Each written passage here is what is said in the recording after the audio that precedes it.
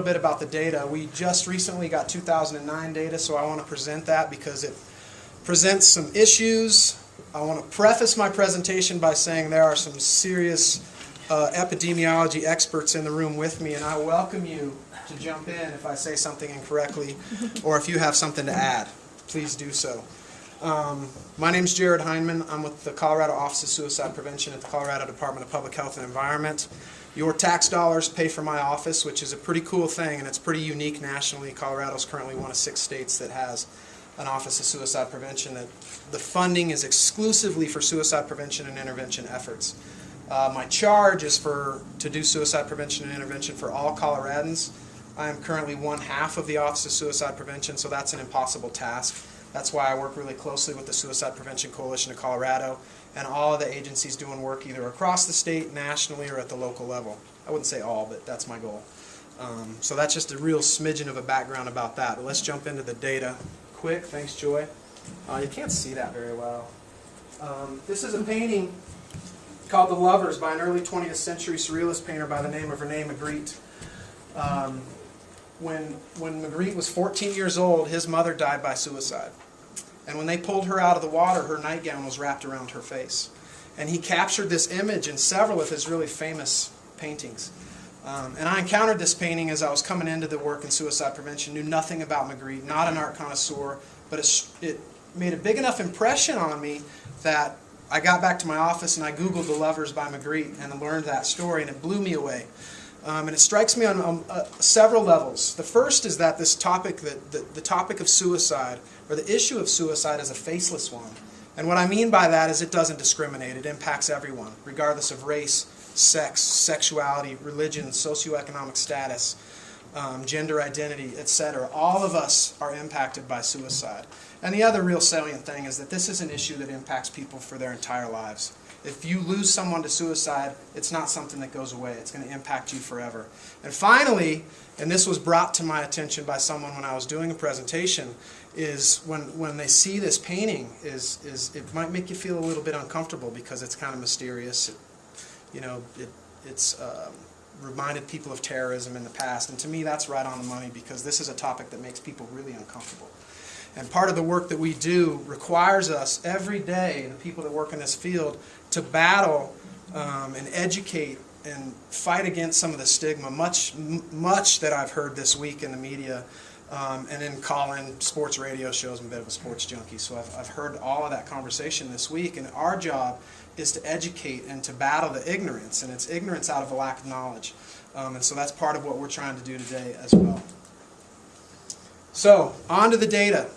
Map of the U.S., everyone knows. I want you to focus your attention on those dark blue states.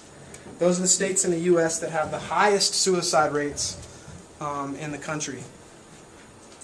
See any patterns there? Yeah. It's pretty obvious patterns, right? Rocky Mountains are all... Rocky Mountain West has the highest suicide rates in the country. There are a variety of theories as to why that is, and I'll give you a couple briefly. One of them is this topic, the notion of geographic isolation that we experience in the Rocky Mountain West. And we know this in Colorado. We have vast rural geography. And what that often means is that there are limited resources. People may have to drive 150 miles to go see their primary care doctor. And there may be no or incredibly limited mental health services for people in rural communities. And I think that's probably true statewide, including our urban communities, but more so in rural communities. The other theory is that in the Rocky Mountain West, in the western U.S., we really embrace the cowboy mentality, right? If you're suffering, what do?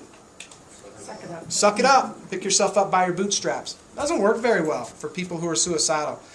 You can't just suck it up. You're actually battling an illness that you need some assistance with. And so some of that's reflected in this. There's also a notion of home firearm ownership rates in the western U.S. being higher, and that being correlated with higher suicide rates. State employee, I'm not going to get into that. Perhaps somebody else can. Next slide, we'll put it a little bit more into perspective. This is the most recent year of national data that we have is from 2007, in which Colorado ranks 6th in the country. Our national rate for suicide is 11.5 per 100,000. So that means for every 100,000 people in the population, 11.5 die by suicide. In Colorado, our rate in 07 is 16.7, and you'll see Alaska in 07 was the highest. But you'll see those western states in our top 10. 2007 was a bit of an anomaly because usually it's all the western states. We saw Kentucky and West Virginia bounce into the top 10 in 2007. But if we ran 2000 through 2007, it would probably, all 10 of the top 10 would be in that dark blue section on the map from the last page. Okay. All right, I don't know how well people can see this, and I apologize. This is a bit of a messy slide. But I want to give you the life perspective. All ages, the horizontal bars are the raw numbers of people who die by suicide. This is a 10-year run, so 99 through 2008.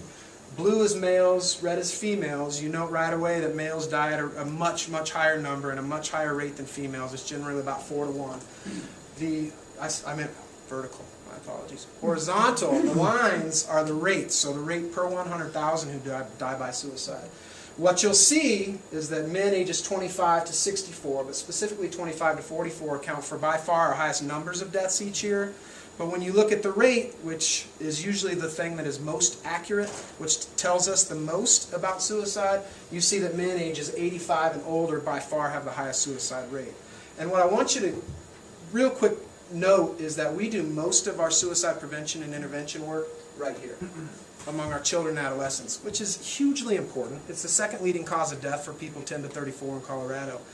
But if we want to lower the suicide rate in Colorado and nationally, we've got to do it across the lifespan. We've got to do it for older adults, and we've got to do it for this working age population, which is a really, really challenging group of people to reach with prevention messages.